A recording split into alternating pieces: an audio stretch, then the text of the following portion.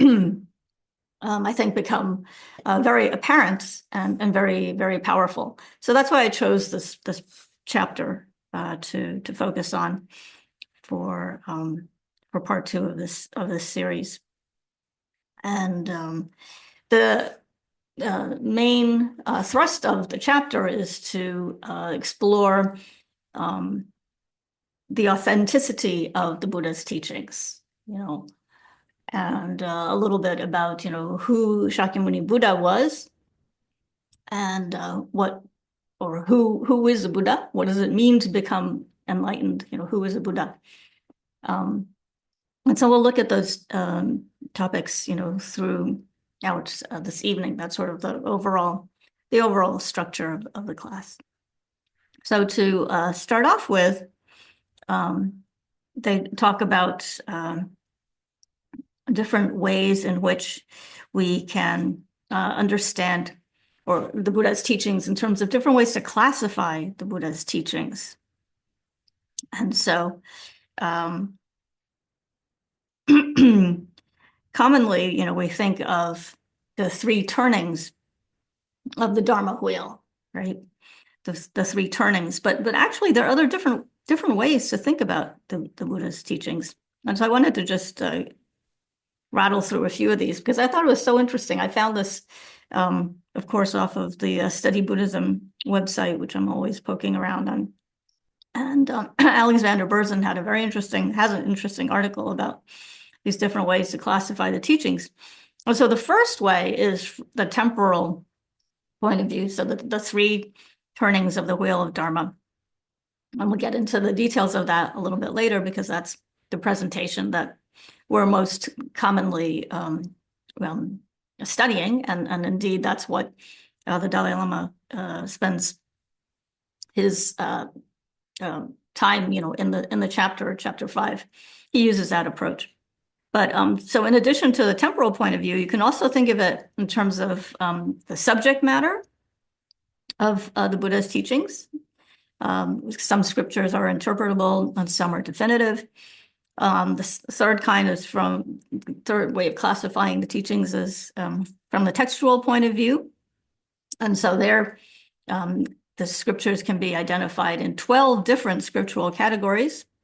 And I will not go through all 12 of them, but if you're interested, look for this article by Alexander Berzin, where he does delineate the three categories and gives specific examples of the sutras as they fit into each of the categories. It was really, really interesting.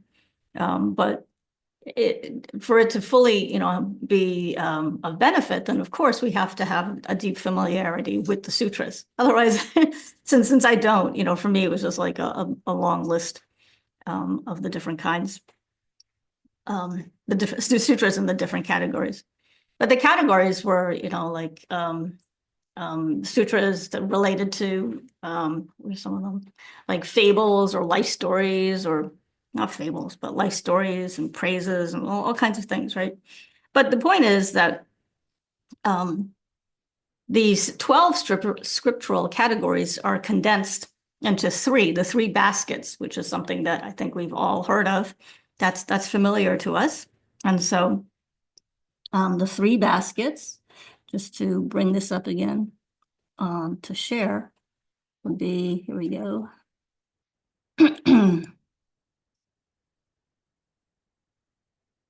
So close your eyes because I have to scroll all the way down to the 15th slide. Sorry about that. We covered a lot in the first part of this series. Okay, so here are the three baskets, which are condensed from the 12 scriptural categories. This is the basket of sutras, which is scriptures on the training in higher absorbed concentration. The second is the basket of special topics of knowledge. So those are the scriptures related more directly to the trainings in wisdom. And the last is the basket of the rules of discipline. So that's the Vinaya related scriptures, so higher ethical discipline. Okay, so then the last three categories are from the point of view of what the teachings are opponents for, from the disciples' point of view. So that would be the baskets of the Hinayana or fundamental vehicle and Mahayana vehicle teachings. And then lastly, from the point of view of the circumstances of the teachings. These are the enlightening words spoken from the Buddha's own lips, permitted words and enlightening words spoken through the Buddha's inspiration. So just good to know that there are different ways of thinking about the Buddha's teachings. So then going back to the 3 turnings of the Dharma wheel. So this refers to the term turning the Dharma wheel. Like, what does that really mean?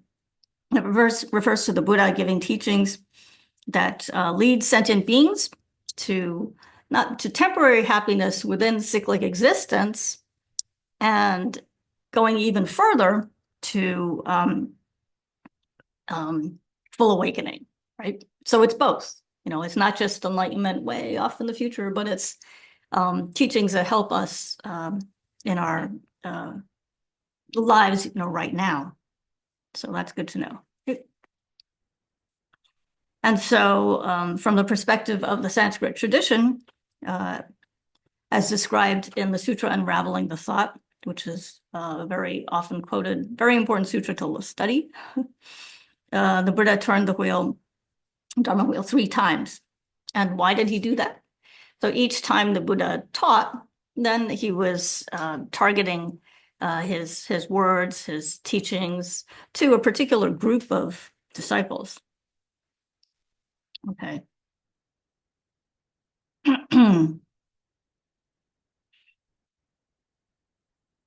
So what are the main differences in the 3 turnings of the wheel? The first, so they differ in terms of the target audience and the target audience's overall goals, spiritual goals, as well as the teachings, particularly the teachings on emptiness, that were most suitable for each of the different audiences, right? And so the first turning of the wheel taught that truly established existence. The second taught non-truly established existence. And the third, that the existence of some phenomena is truly established while others are not. And so because of that, for this reason, then J. Rinpoche Lama Tsongkhapa argues in some of his works that the classification of the 3 turnings of the wheel of Dharma don't refer to specific events, in the Buddha's life, right? So it's not so much a temporal account as it is in terms of the subject matter of the teachings, the target audience and the subject matter of the teachings. So that was kind of interesting. So different ways of thinking about the teachings. So going back to the 3 turnings of the wheel. So the first turning, I think we have all heard this, was the Buddha's discourse on the Four Noble Truths, which took place at Deer Park in Sarnath, India.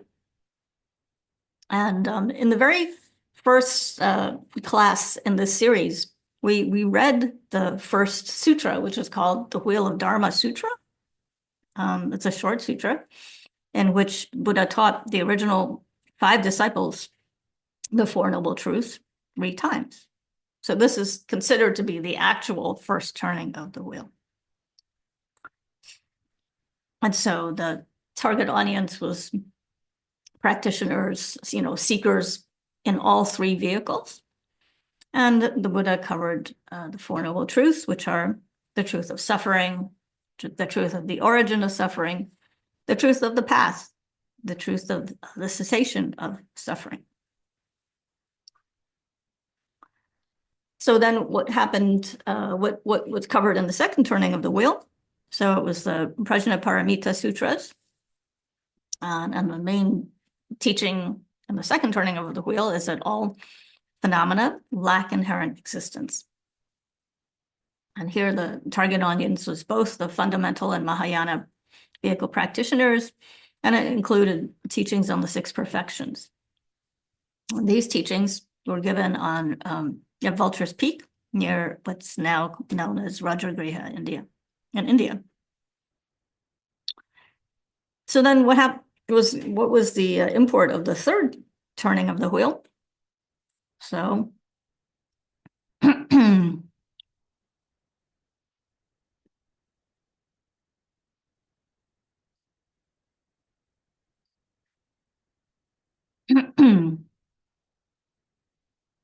so the seventh chapter of the sutra Unraveling What is Intended, or the sutra Unraveling the Thought is another translation, is said to be the actual third turning of the wheel of Dharma, as well as the other chapters in the sutra.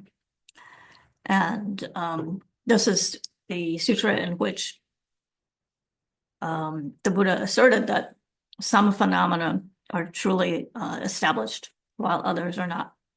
So this is the basis for in particular, the Chittamatrin, or mind-only school of tenets.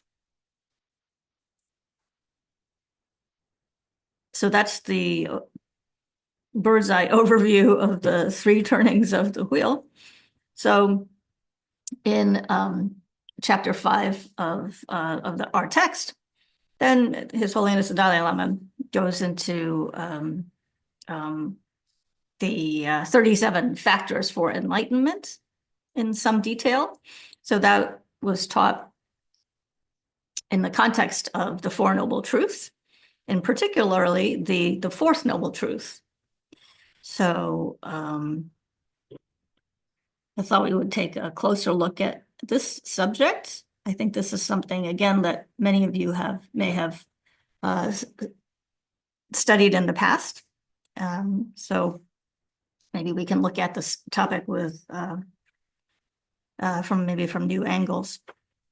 So the 37, and there are many different ways to translate the 37 factors for enlightenment. So one way is 37 aids to enlightenment. So that's what I've used here. I think that's what was in His Holiness's book. And so here he talks about how these 37, and don't worry, if you don't remember the 37, we're going to look at them in detail in a minute. But the 37 can be condensed into the 3 higher trainings, which we hear about all the time, right? 3 higher trainings. So how does that work? So on the basis of practicing ethical conduct, right, guarding morality, then we strive to eliminate all the coarse negativities of our bodies and speech. And on this basis, then that gives rise to the other 2 of the 3 higher trainings, right? Concentration and wisdom. So concentration is necessary to enable us to cultivate serenity. And then wisdom, which is what is necessary to cultivate insight, right? It is the cultivation of insight. Okay. So the 37 practices, or 37 aids to enlightenment, are taught in both the Pali and the Sanskrit traditions. And the main difference then is that in the Sanskrit tradition, the 37 are practiced by bodhisattvas with a bodhicitta intention, and with the understanding, or within the perspective of that the practices as well as the practitioners lack inherent existence. So that would be from the Mahayana perspective. And then the 37 aids to enlightenment can be correlated to the 5 paths. So I'm going to show that relationship in a minute, but keep in mind that these 37 are something that are not pigeonholed or not tied to a specific, path per se, but these are factors that we practice throughout, our spiritual journey to enlightenment. Okay, so the 5 paths, right? First is the path of accumulation. So on the path of accumulation, then we are practicing and eventually perfect the 4 applications of mindfulness, the 4 genuine restraints, and the 4 bases of miraculous powers. So we'll take a look at that. So the 4 applications of mindfulness, that's probably of the 3 on the slide there, the ones that we're most familiar with. So that's also translated as the 4 close placements of mindfulness, or the 4 establishments. And so what are the 4? The body, right? Our bodies, our feelings, mind, and all phenomena. So cultivating these forms of mindfulness, using these as the objects of our mindfulness meditation, helps us understand the 4 seals of Buddhist doctrine. Right? So that's one way in which, meditating on these 4 objects is so powerful. And so the 4 seals, just as a review, all conditioned phenomena are impermanent. All polluted phenomena are unsatisfactory. All phenomena are empty and selfless, and nirvana is true peace. So by deeply, meditating on each of these 4 areas, the body, feelings, mind, and phenomena, this is the way in which we can realize each of these four seals. Right? How else are you going to do it? So for each of the 4, you identify the cause, right? So what's the underlying cause of the body? To use the body as the example. What's the actual result? So it's the contaminated body that's impermanent. What is the true nature of the body? And based on the understanding of these 3 lines of inquiry, right? The cause, the result, the nature. Based on this understanding, we can apply our powers of mindfulness, our powers of concentration to observe each of the 4 objects, and then analyze and modify our normal, I was going to say just contaminated, our normal, ordinary, mistaken response, right, to each of the 4, right? So for each of them, the body, the feelings, the mind, and phenomenon, this is one way of understanding these 4. And so as a result, our enthusiasm and the joyful effort that we take, that we experience as a result of, practicing virtue and turning away from harm and negativity, all of these increase, giving rise to both even more desire to help others instead of harming others, and the wish to accumulate merit through helping others, in an altruistic way.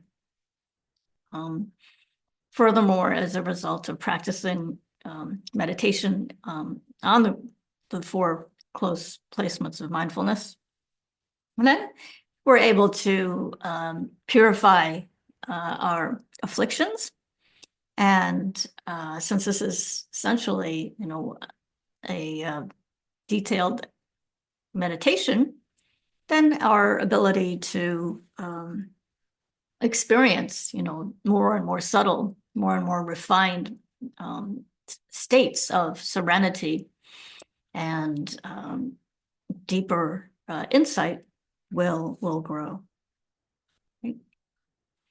So that's a very quick overview of the four applications of mindfulness, or the four close placements of mindfulness. So of course, there are many, many, many wonderful teachings on this topic, but that's a short way of, hopefully a helpful way of thinking of them.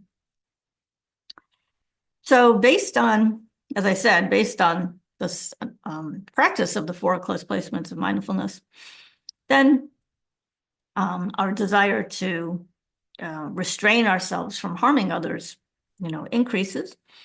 And so this is known as the four genuine restraints, also translated as the four supreme strivings. That's one way of thinking about it. Kind of an interesting difference in translation. The same term, four genuine restraints, which kind of emphasizes ethical conduct, right?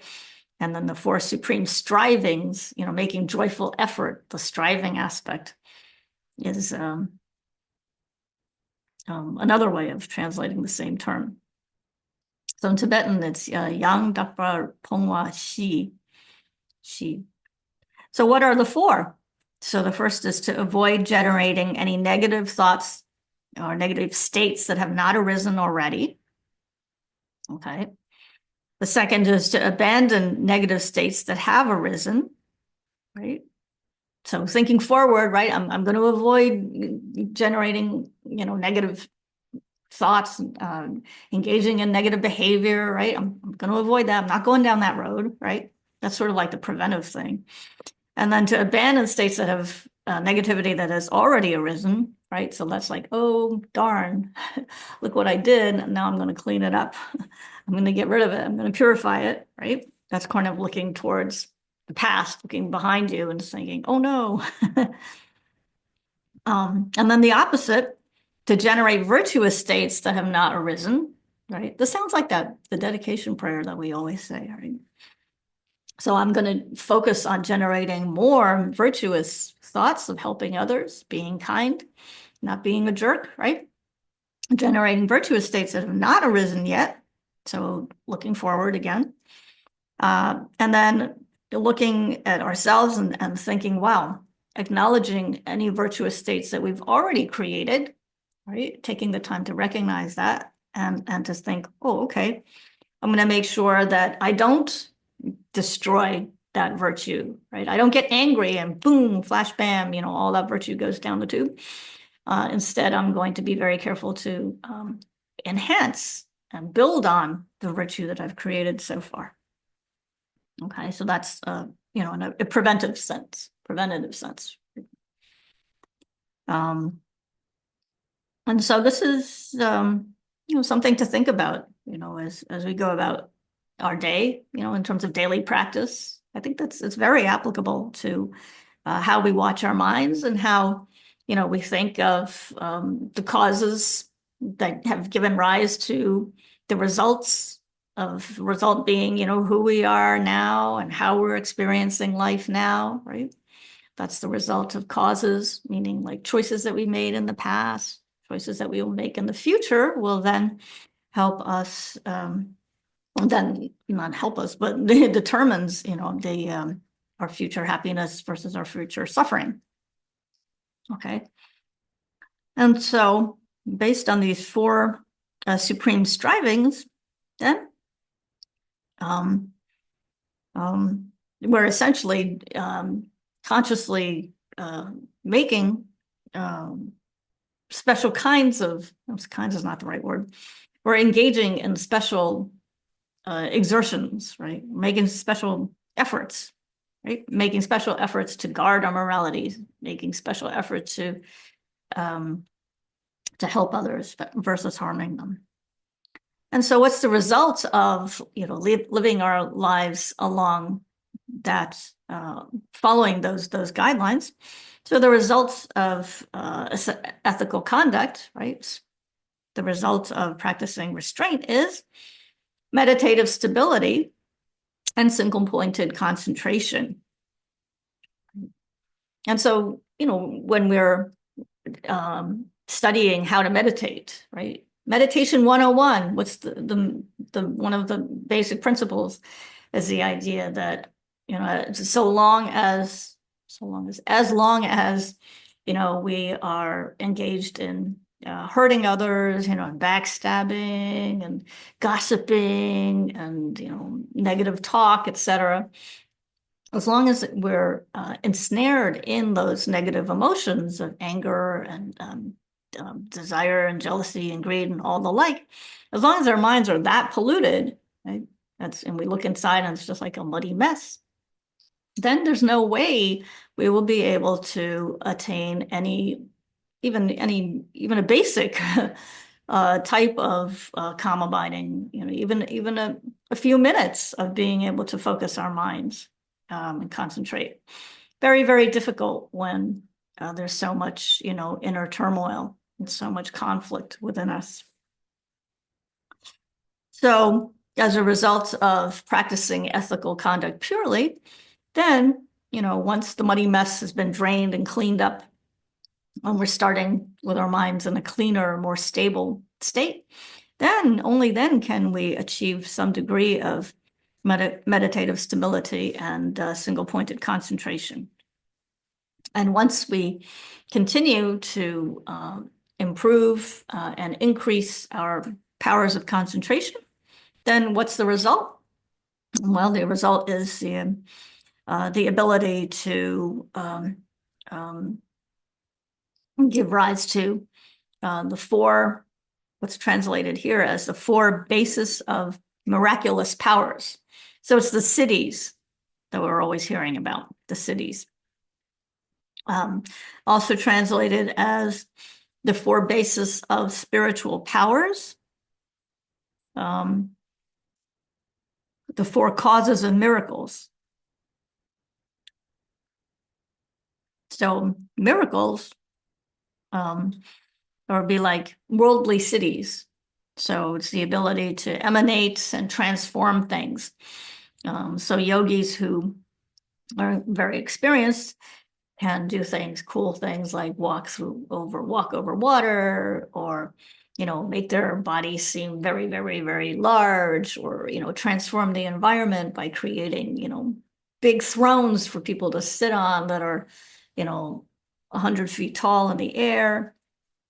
They can emanate, their bodies to fill the entire universe. Pretty useful things like that. So those are worldly cities. But, in terms of the end goal, so to speak, the highest form of this supernormal powers or miracles, I think miracles kind of sounds better. But anyway, the highest form then is the attainment of nirvana. And so what are the 4 bases? They are intention, diligence, attention, and discernment. So each of these 4: intention, diligence, attention, and discernment. Okay.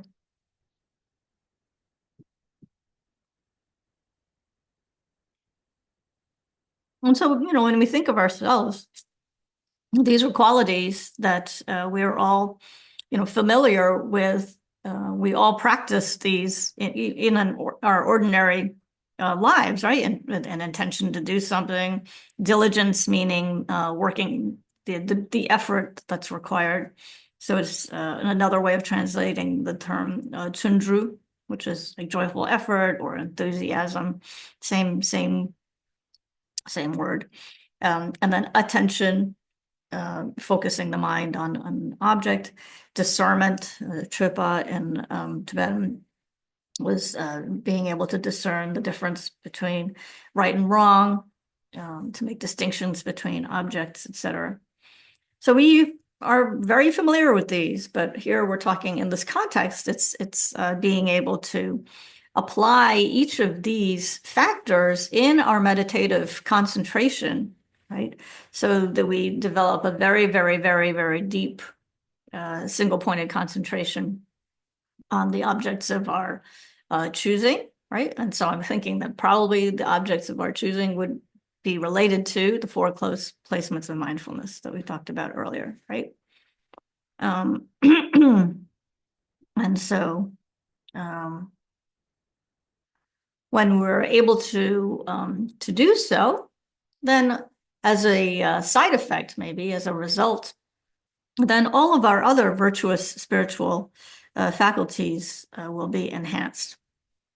And so those are, for example, then on the path of preparation, that was the path of accumulation. Now we're moving on to the path of preparation, the 5 powers and the 5 strengths. So if you've heard, if you got into Dharma teachings and you hear the word 5 powers all the time, right? The 5 powers comes up often in the prayers, and I don't know, in the texts. 5 powers, 5 powers, and I can never remember the 5 powers. So anyway, here they are. The 5 powers are, and I'm sorry I didn't put them on the slides. You got to just write these down if you're interested. Faith, diligence, mindfulness, concentration, and wisdom. And what I think is really interesting as I was going through this is the overlap between these different ways or these different qualities that we're developing, right? There's a lot of overlap. So here we've got faith, diligence, mindfulness, concentration, and wisdom. So we know that, we just saw diligence was in the previous, in the four bases, right? Diligence is right there. Mindfulness, we've been talking about all along. It applies to all of them. So does concentration and wisdom. So the 5 powers, okay. And all of this, I really like the idea, the fact that faith is pointed out here, singled out, faith, right? Because this entire series of classes is designed to help us, deepen our faith, because we are becoming more aware, because we're practicing, mindfulness, because we're studying the teachings in greater detail. All of that, will help us develop a more deep-seated and realistic and accurate faith in the Buddha Dharma, right? And an unshakable faith that's based on a real understanding of the Dharma. So faith, diligence, mindfulness, concentration, and wisdom, taking them all to the next level, right? So, when we think of the opposite, just kind of as a joke, when I thought the term, right, 5 powers, from a worldly sense, when you think of 5 powers, right? When you think of worldly powers, what would that be? It'd be something totally different, right? Worldly powers would be like physical power, right? Economic power, military power, political power.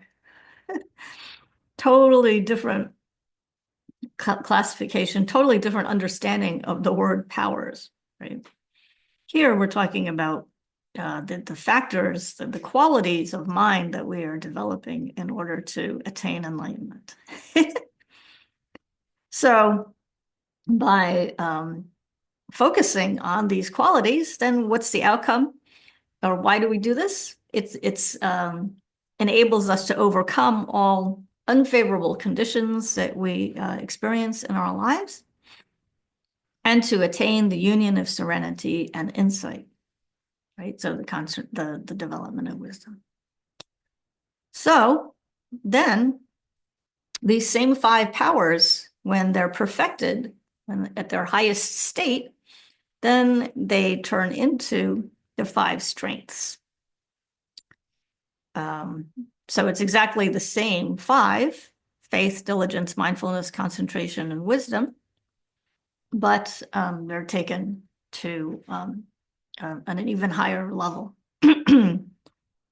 And so there's a very, very beautiful explanation of each of these, actually of this whole topic of the 37 aids to enlightenment, in a book that came out a number of years ago by the Dalai Lama and also Venerable Thupten Chodron, called Buddhism.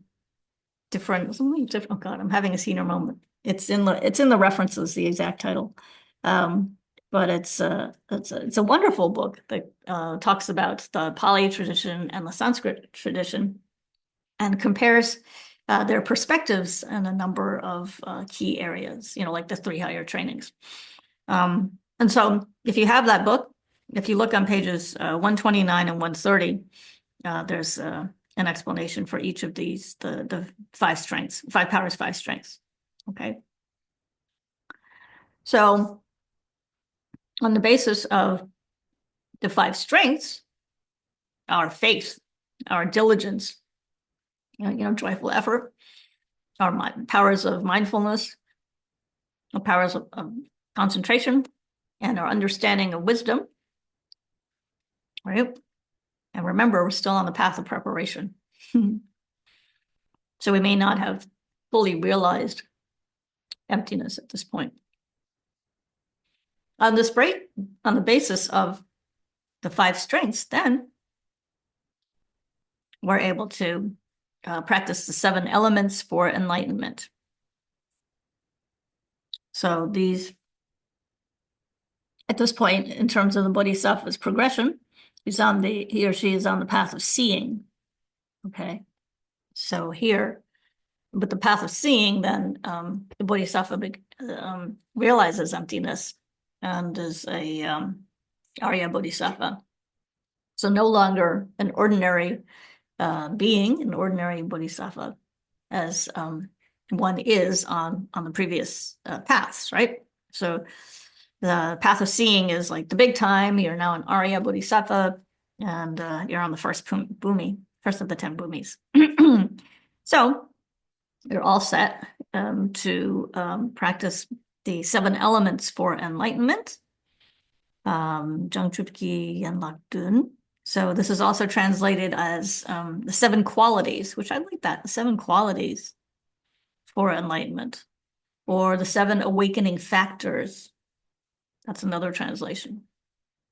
And these are considered to be correct because they've been transformed into the Arya path, and they're considered to be factors, or qualities, factors, because they're causes for awakening, right? So these are causes for awakening. And guess what they are? They're very similar to what we've been talking about all along in each of the previous 37 factors for enlightenment. You could probably guess what they are.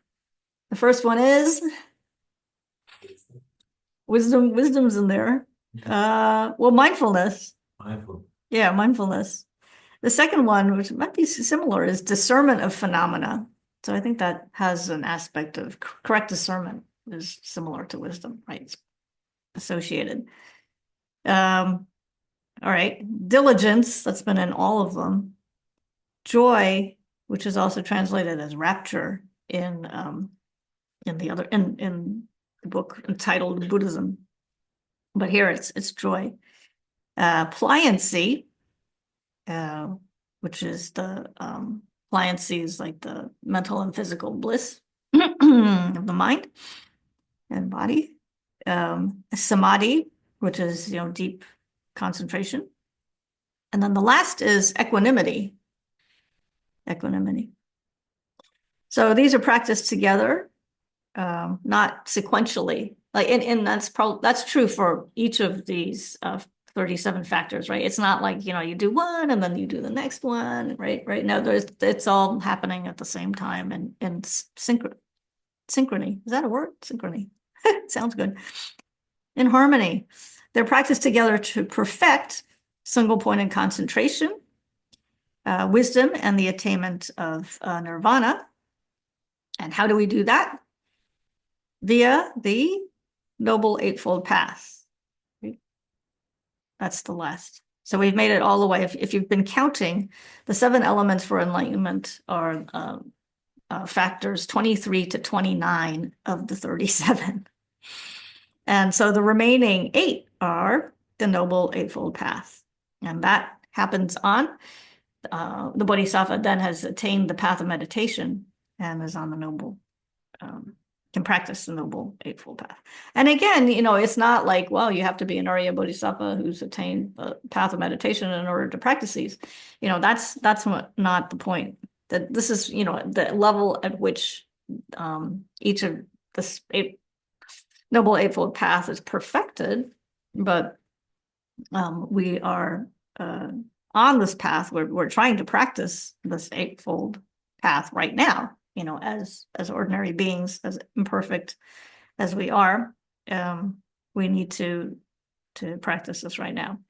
So it's correct view, correct intention, correct speech, correct action or conduct, correct livelihood, correct effort, correct mindfulness, and correct concentration.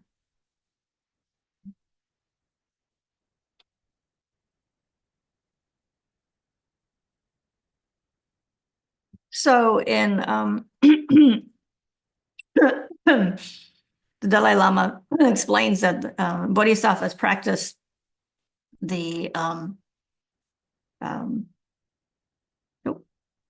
okay. So one more note on the 4 close placements of mindfulness, which was the first 4 of the 37. He comments that bodhisattvas practice the 4 close placements of mindfulness based on the motivation of helping others and the wisdom realizing the selflessness of the person and phenomena, understanding that all 4 are empty of an inherent existence and all 4 are merely designated by term and concept. So, for example, he writes, body is like an illusion, feelings like a dream, the mind like space, and phenomena like fleeting clouds. And so, based on this realization, as it applies, to us through our own, meditation on ourselves as a starting point, then we extend that realization to others, seeing that they are also trapped in cyclic existence due to ignorance. And that gives rise to great compassion.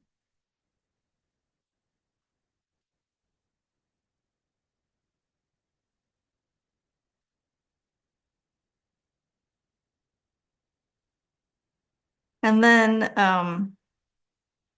Asanga's Bodhisattva Bhumi, in Asanga's Bodhisattva Bhumi, Asanga explains that a bodhisattva realizes the 4 noble truths from the perspective of ultimate reality, meaning the emptiness of inherent existence of each of the 4 truths, right?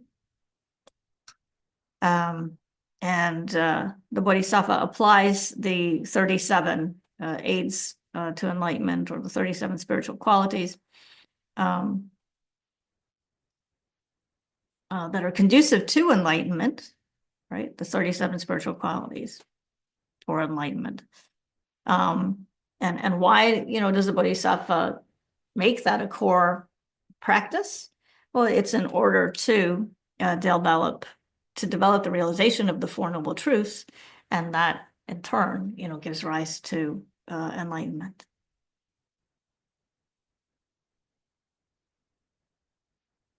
So that's in that perspective, that Mahayana specific perspective, in terms of how a bodhisattva would use these or apply these 37 factors, rests on top of, it doesn't contradict, or supplant, but rather it rests on top of, it builds on the conventional way in which, we meditators can use these 37 factors. For example, going back to the 4 close placements of mindfulness, how does the meditator, observe the body? How does he, in a sort of an ordinary sense, right? When we apply that meditation practice, then we're looking at the body as the body. We're looking at the impurities of the body. We're observing the breath. That's the object of meditation. So all of that type of practice is, the bedrock. It's the foundation for all of these other bodhisattva practices. Okay. So I thought that was absolutely fascinating. And then, so the next topic is the authenticity of the Mahayana scriptures. I'm going to try to go through the rest of this a little bit faster, although, so this is right out of the text, Approaching the Buddhist Path. And again, the reason for understanding this topic is somewhere along the line, somewhere down the road, when you're reading all these books and you look at your bookshelf and you've got, 20, 30, 40, 50 Dharma books, and you're following all these teachings and all these wonderful teachers, you're going to keep questioning, coming back over and over again to, well, where did these teachings come from? How do I know this is authentic? Right. And so it's good to reflect on it in order to deepen our faith. So, after Shakyamuni Buddha, gave realized after he became enlightened, then he was reluctant to share his realizations, right? Because he kind of doubted that anybody would understand his teachings, and according to one of the sutras in the Pali Canon, he was persuaded by a Brahma, Sahampati, to go out and teach. And so, he thought, like, oh, who should I teach first? So he decided to try to find the 5 ascetics with whom he had, formerly practiced austerities for a number of years. I think it was 6 years. And so he's out trying to find them, and he goes down the road, and eventually, he finds he's in Bodh Gaya, right? And so he's on the road from Bodh Gaya, and he encounters an ascetic whose name is Upaka. Upaka became very famous because he meets the Buddha, and the Buddha, is saying, "Oh, well, I've attained enlightenment and all this," and Upaka says, "Really?" And he decides not to follow him, respectfully, but decides not to follow him. And so the Buddha, keeps going, and he finds the 5 ascetics who find him, initially, they gave him the cold shoulder, and then they spent a little more time with him, and they were, just very taken by his charisma, his charm. And so they reluctantly decided to listen to what the Buddha, Shakyamuni Buddha, had to say. So it's not like, the Buddha attained awakened enlightenment, and all of a sudden, there were these big neon bright signs that said, "Hey, I've attained enlightenment," and everybody just flocked to him. No, that was not the case.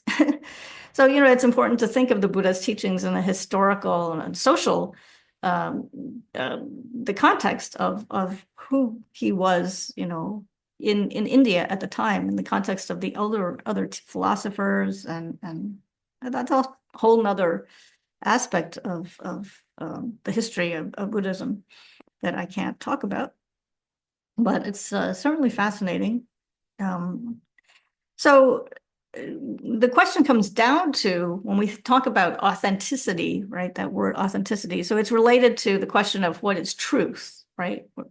What is truth in Buddhism? So that's like a huge, huge topic, right?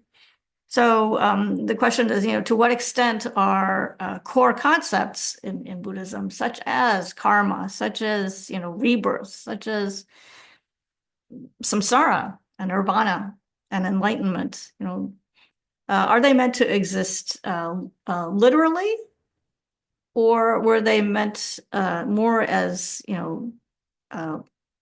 symbols, or they meant more as symbolic metaphors? as some Western scholars, have claimed recently. well, not just recently, but as some Western scholars state. And so in the book by Roger Jackson that came out a number of years ago called Is Enlightenment Possible? He goes through and talks about this idea of truth. Very, very interesting book. Definitely worth reading. And so I've got a few quotes from the book that might be helpful.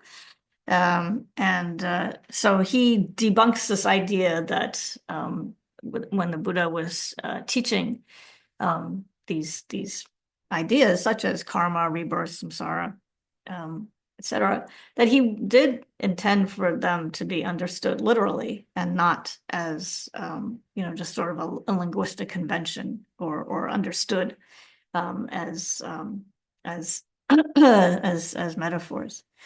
And so Roger Jackson in the introduction,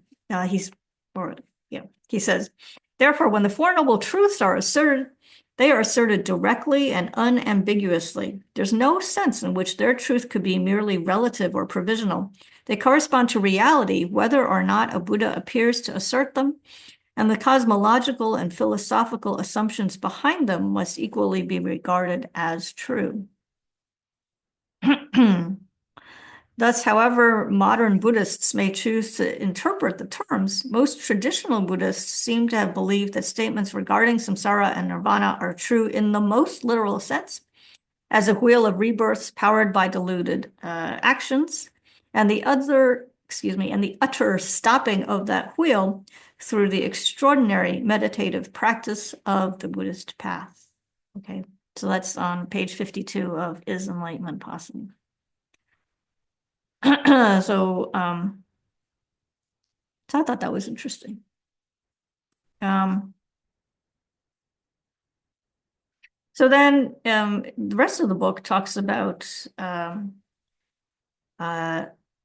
this idea of valid cognition, and understanding what is true in Buddhism. And so Dharma Kirti is considered the authoritative logician and epistemologist for the Tibetan tradition. And his work, the Pramanavartika, is considered the most authoritative of his works. You'll hear that all the time, references to this, to Dharma Kirti and the book, his work, the Pramanavartika. And so chapter 10 of Roger Jackson's book talks about basic assumptions of Dharmakirti's thoughts. And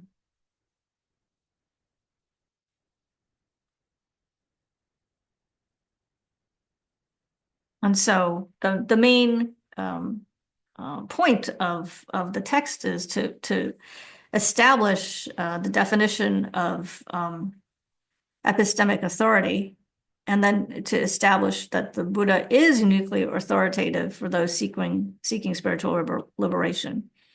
And so how does he do so? So he shows that the Buddha can, in fact, have achieved the supremely enlightened state that Buddhist traditions claim. And this is shown in large part through a proof of the existence of a multitude of lives in which the necessary causes of enlightenment can be cultivated. So this is very interesting, for those of us who question whether or not, rebirth is possible. There's a very interesting discussion in this text. So it's the existence of a multitude of lives. Because, if we say, oh, well, we only live once and that's it, well, then, that's a pretty short time to attain enlightenment. You have to work really hard. And then the second is that the Four Noble Truths, the core of the Buddha's teachings, are true. And the bulk of the discussion here revolves around a proof of the unique spiritual efficacy of the Buddhist insight into no self. Also very interesting. So if you're interested, look at chapter 11 of the book, Dharmakirti's Defense of the Buddhist Worldview. Okay, so I'm just diving into this a little bit more. I know this probably feels a little bit like a sidetrack, but it's not, because we're trying to figure out why, or whether or not, or how do we prove that the Buddha's teachings are authentic. And we're doing so in order to deepen our faith. So the source text, so to speak, was Dignaga's Brahmanasamachaya, and Dharmakirti's commentary on Dignaga's text is the Prabhanavartika. Okay? And this one particular verse, which is in the beginning of the text, is the starting point and is the focal point of the Dharmakirti's explanation.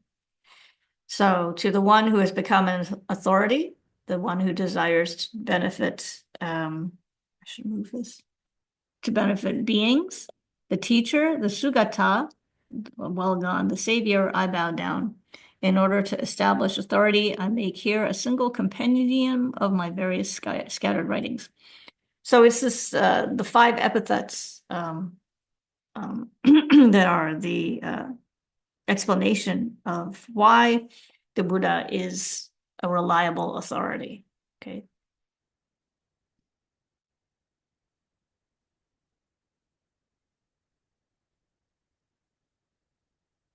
And the funniest thing is that I've been sort of dabbling in trying to understand this topic for a number of years. But if you go to the Shravasti, if you're interested in this, go to the Shravasti Abbey YouTube channel and type in Prabhanavartika. Here you have the spelling here. And there was a series of 49 teachings on this topic using that the translation is, and the comment, well, the translation that's in Roger Jackson's book, Is Enlightenment Possible? Given by I think it's Geshe Tupke. Did I get his name right? God. Who's he's currently teaching the Rice Seedling Sutra. And if you want to know which of the 49 YouTube videos to look for, they're all fantastic, of course, but the one that corresponds to this particular verse is video number 19. And I found it just by accident. So anyway, that's just another resource if you're interested in learning about this topic in greater depth. Beautiful, beautiful teachings with an excellent translator. Okay, so now going back to the book Approaching the Buddhist Path, then are the Mahayana Sutras authentic? Okay? From His Holiness, his explanation here. So he points out that at the first council, which occurred soon after the Buddha's passing, neither the Mahayana teaching sutras nor the tantras were recited or included in the collection of sutras. Okay? That's kind of a fact, so to speak. Okay? So because the Mahayana Sutras and the Vajrayana Tantras in the Sanskrit tradition were initially not widely known, doubts were later raised about their authenticity. And so the Dalai Lama shares his own perspective, saying that he's convinced that the Buddha taught these sutras.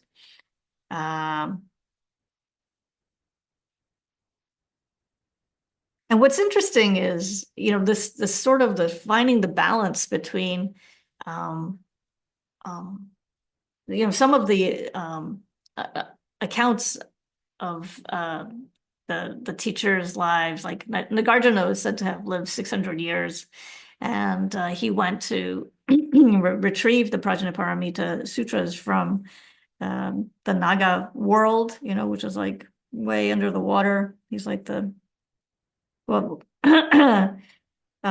so navigating and seeing what we're comfortable with understanding is something that we need to mull over, contemplate over and over again. Okay, it's not something that we can, I think, accept at face value. And so he says, according to the traditional account, these sutras were spoken by the Buddha and then taken for safe custody to the land of the Nagas, dragon-like beings that dwell in lakes or near streams, because the people at that time were not yet suitable vessels to fully understand them. So the great Buddhist sage Nagarjuna then retrieved them from the Nagas and brought them to our world, where they were widely disseminated in India. So here's a picture of Nagarjuna. And see, he's got these snakes on his crown. The Nagas are protecting him from the harsh sun. So cool. So Nagarjuna transmitted the lineage teachings of the profound view of voidness from Manjushri. Right, that's what he was known for. I guess I better speed this up. There's some, if you go again to the Study Buddhism website and look up on Nagarjuna, there's a short biography of him that's very interesting. And so His Holiness says, according to this account, Nagarjuna lived over 600 years. I don't believe that Nagarjuna lived this long. Being fully awakened, surely Shakyamuni Buddha must have had the ability to extend his lifespan, but he didn't do this. Thus, it seems strange, not to mention improbable, that Nagarjuna would have lived so long. Regarding his going to the Nagaland to retrieve the Prajnaparamita Sutras, I do not fully believe this, but neither can I deny it. Some people say the Prajnaparamita Sutras and other Mahayana scriptures were made up later and attributed to the Buddha. But to me, both of these explanations are extreme. So interesting, right? Then he talks about how, Nagarjuna, he lived not too long. Well, I mean, relatively speaking, not too long after the Buddha taught. And so he must have traveled around. He was a top scholar, right? And so he was going around and assuming, and so the Prajnaparamita Sutras must have been written down at some point, as His Holiness said. And so, he was on a quest to go and collect as many of the writings as possible, and to share and preserve and ensure that these sutras were not lost, right? And so the Dalai Lama writes, Nagarjuna was a Sanskrit scholar as well as an upstanding Buddhist monk. As such, he would never lie. He knew that some people doubted the authenticity of the Mahayana teachings, and using reasoning, he investigated whether they were authentic. Yeah.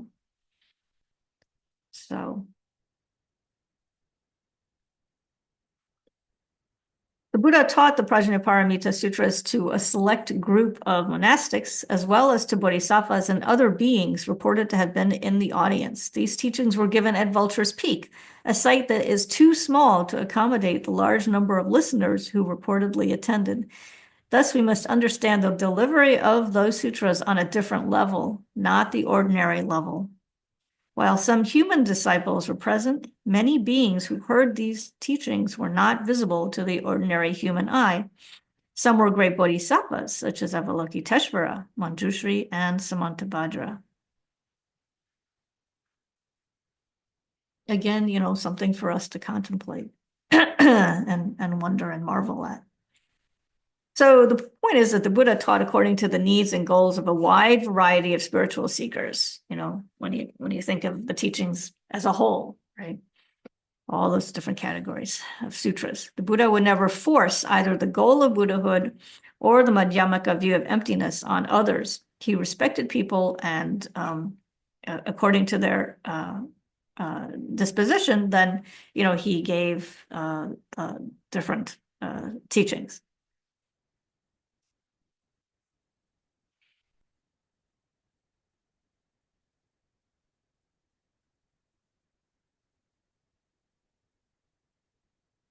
So it's good, from time to time to just pause and reflect on exactly how fortunate we are to be able to study and practice, all of these teachings, such a wide variety of teachings.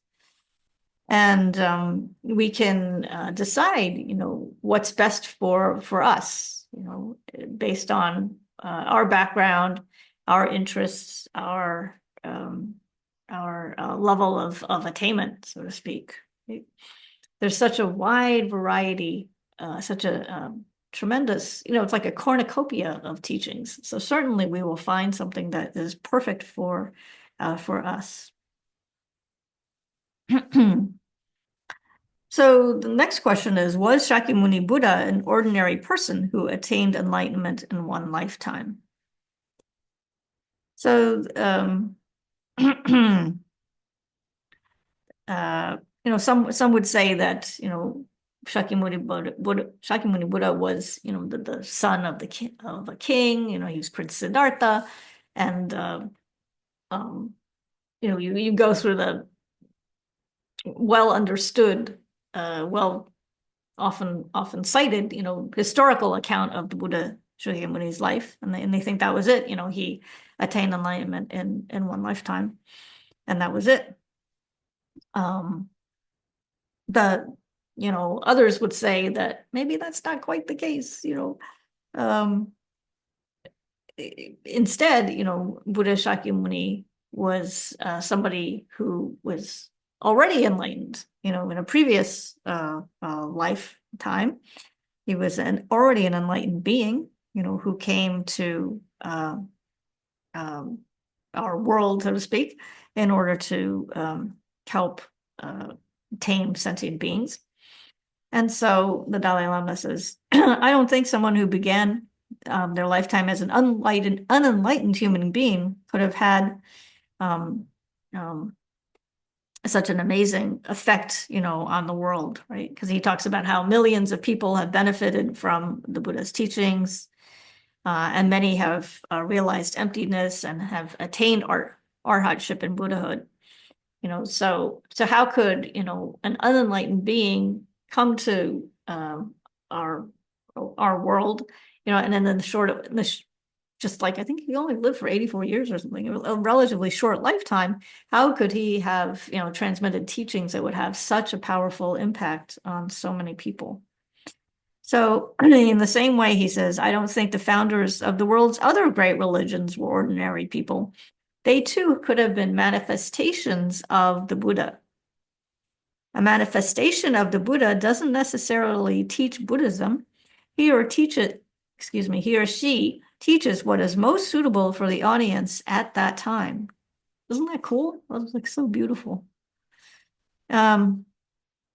If the Mahayana Sutras were not the Buddha's word, it would mean that the complete instructions of the Bodhisattva path do not exist in our world. And without these teachings, then attaining Buddhahood would be impossible. And the efforts of millions of people in the last 2,600 years to actualize that path would have been wasted, right?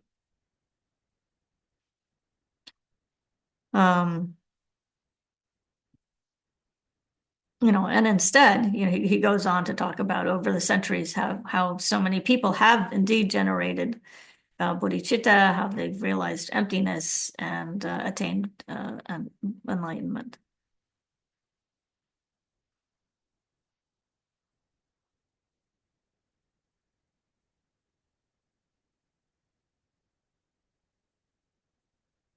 Then he talks about Nagarjuna's explanation on the authenticity of the Mahayana Sutras.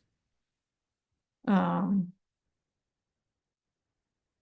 gets pretty detailed, so I think I'm going to skip that in the interest of saving a little bit of time because I'm running out here.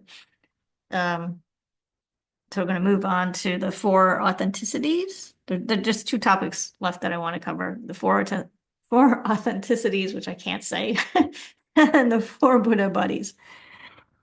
So the four authenticities is another way of understanding the Buddha's teachings.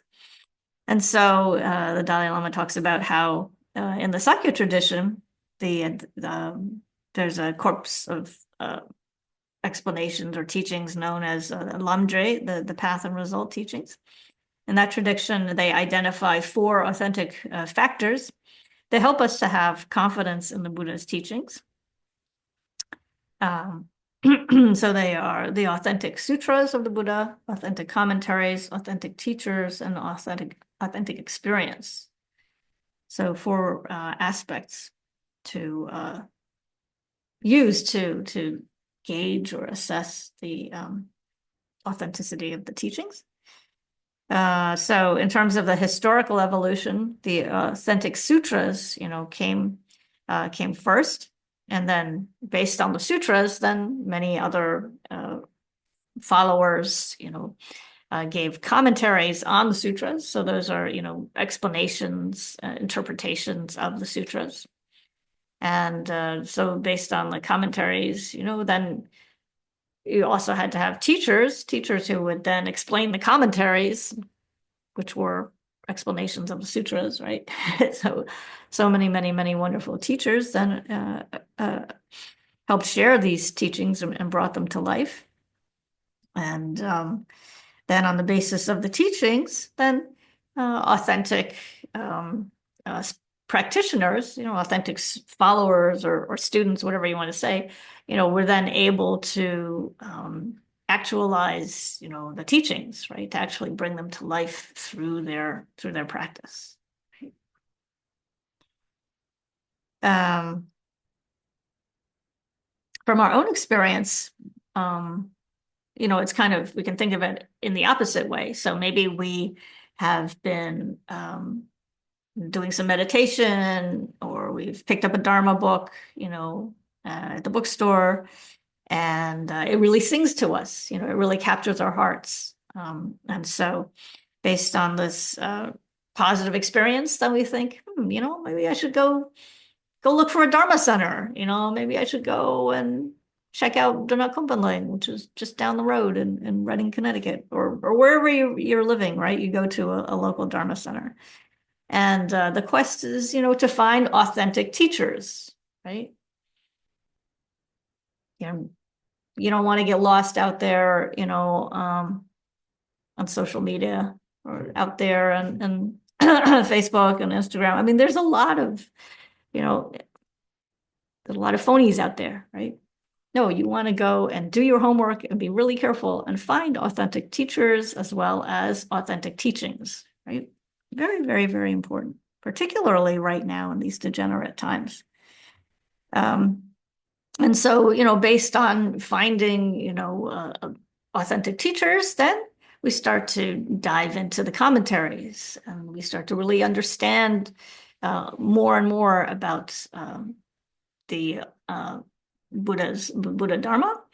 And then since the commentaries often cite and reference and quote from the sutras themselves, then when we have a little more time and a little more understanding, then we can go back and read the sutras themselves, on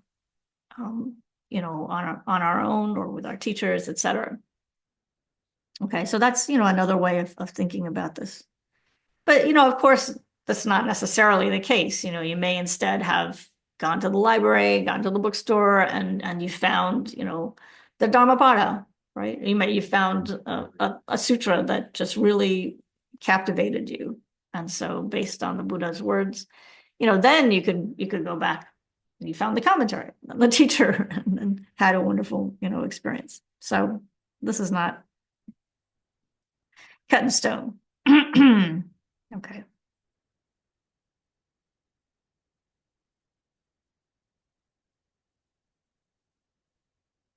But the Dalai Lama, points out how he mentions specifically, like Tsongkhapa, of course. Tsongkhapa's commentary, commentaries, plural, um, have helped us, can help us understand the more difficult to understand texts by scholars such as, Nagarjuna or Chandrakirti, or, all of these other wonderful Indian scholars whose texts can be very, very difficult to understand. And so Tsongkhapa, is praised and is valued and is worshipped for his ability to unpack these very dense, tersely written commentaries, bring them to bring them to life for us. Okay. So then the last topic is the 4 Buddha bodies. This is really interesting too. And these are terms that, again, that might be familiar already: emanation body, enjoyment body, wisdom truth body, and nature truth body. So let's go through these.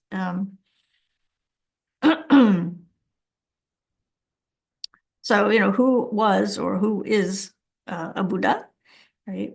And so going back to Shakyamuni Buddha, when you think of how maybe we first learned about Buddhism, or when now we try to explain or introduce this idea of a Buddha to others, particularly maybe to people who are non-Buddhist, then it's very comfortable. It's very we're more likely to present Shakyamuni Buddha as indeed somebody who is unenlightened, who was a prince of the king, and then who traversed the path and attained awakening.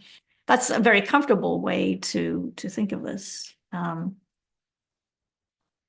But and then I'm gonna just since we're out of time, just present part of the Dalai Lama's very, very interesting explanation from this chapter, the second half of it. So he's talking about how at a particular time in our practice or in our life, if we're feeling discouraged, if we're feeling that, oh, Buddhahood is way, way, way over there, I'll never make it, right? The path is too difficult. So in that context in particular, it can be helpful to think of the Buddha as being initially an ordinary being, just like us, right? Then we think, oh yeah, I can do it, right? A little bit of effort, a little bit of, blood, sweat, and tears, and I'll get there too, right? Especially when you think of, oh, well, the Buddha had, he came from a family, he gave up his wife, he gave up his son, and wow, this is like, I can relate to that, right? So we have the same, potential for attaining enlightenment. At other times, seeing Shakyamuni Buddha as someone who attained awakening seems, eons and eons ago. So he had initially already attained enlightenment and then came to us, and he appeared in our world as an emanation body.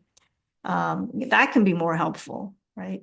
So, when you think, if we can contemplate and accept, maybe that's the right word, accept this idea of emanation bodies, right?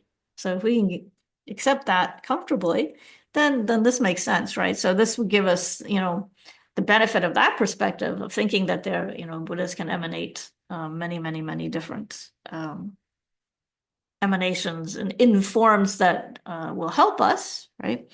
Then that helps us, feel protected, feel cared for, and supported, right? Because then we can think that, oh yeah, the countless Buddhas and Bodhisattvas out there working for our benefit, even in this degenerate time when everything is so crazy, right? They're all countless, realized beings who all we have to do is, call for them, say, take refuge in them. The minute we think of them, even though we can't see them, they're here, right here, instantly. Yeah, they're always, and it's not really like a conscious effort on their part. They're just here, if that makes sense. So these realized beings have accomplished what we aspire to do, and they can guide us on the path, right? They are guiding us on the path. And then finally, another way to think of a Buddha is the Buddha as just a physical embodiment of all excellent qualities, right? We've been talking about qualities all along, and there are even more, right, that we didn't talk about today. But it's a physical embodiment of all virtuous, qualities. But since we as limited ordinary beings, cannot directly perceive all of these inconceivable, right? They're inconceivable qualities of awakening, then they manifest, or they take the form of a Buddha in order to be able to communicate with us. So here the idea, I guess, is that the Buddhas are the embodiment of all of these enlightened qualities that we seek to develop.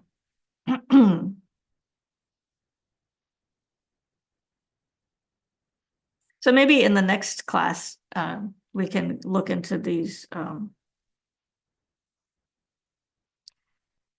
four: the emanation body, enjoyment body, wisdom truth body, and nature truth body. So we don't have time to do a good job on that now.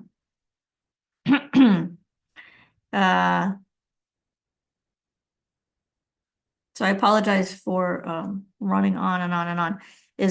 Do you have any questions? We have about 5 minutes left.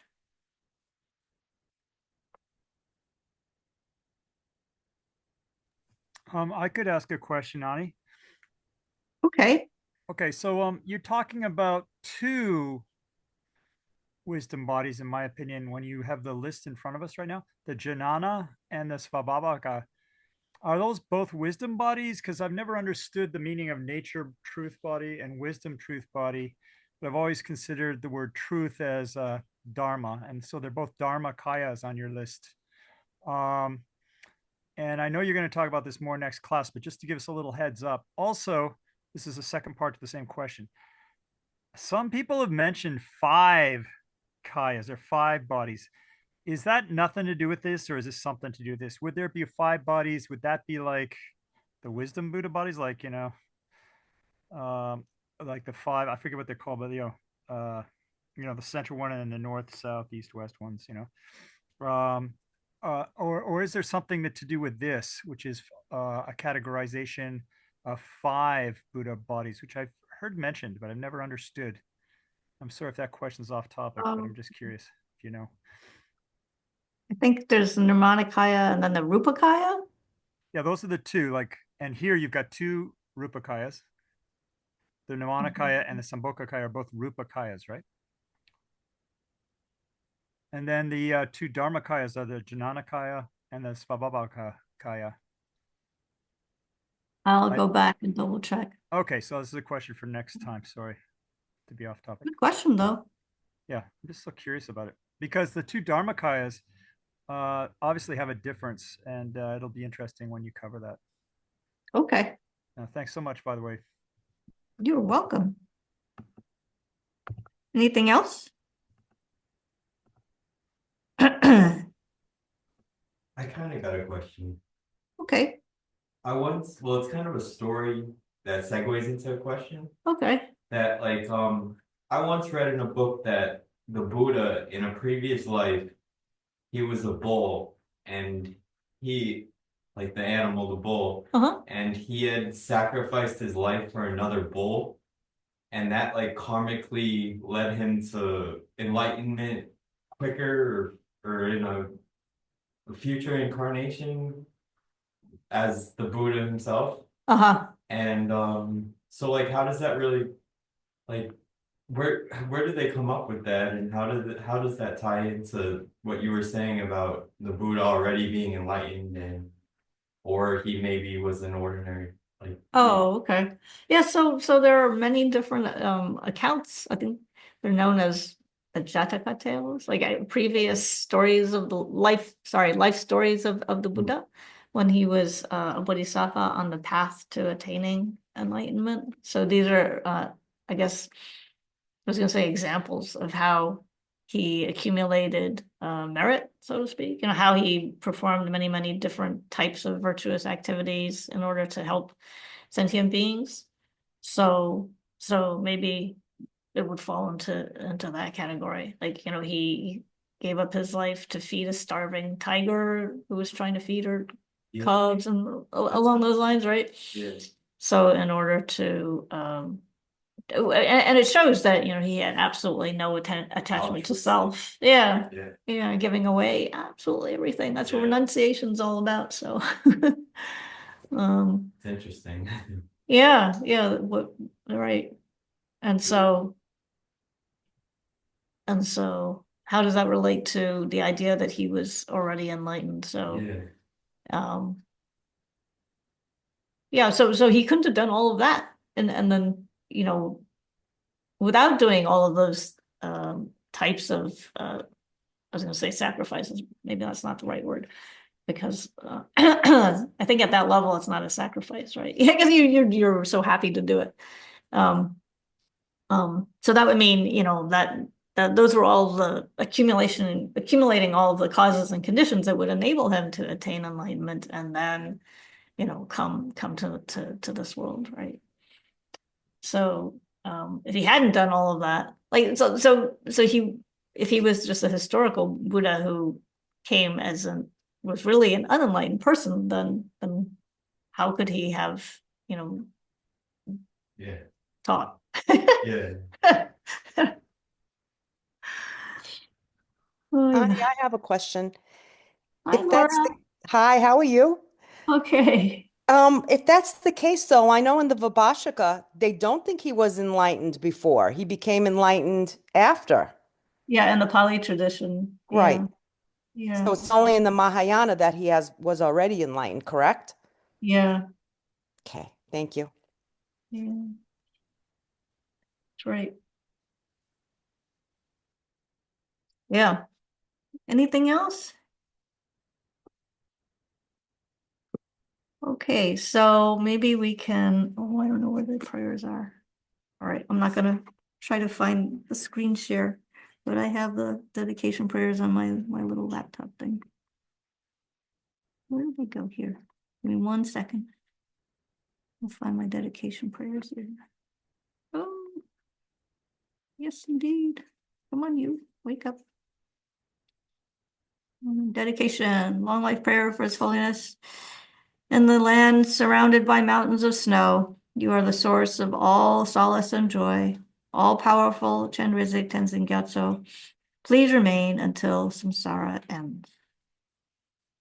And then for Khenchen Rinpoche, Gyumei Khenchen Rinpoche, to bring blessings of enlightened activities to fortunate disciples and to spread the textual and inner realization teachings of the Buddha who embodies the 10 powers.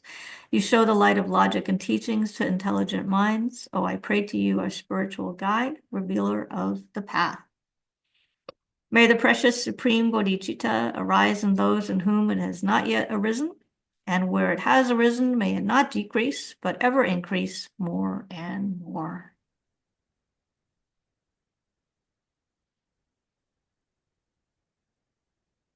Okay. So thank you very much, and happy studying. Take care. Thank you. Good night, everyone. Bye. Thank you. Bye-bye. Bye.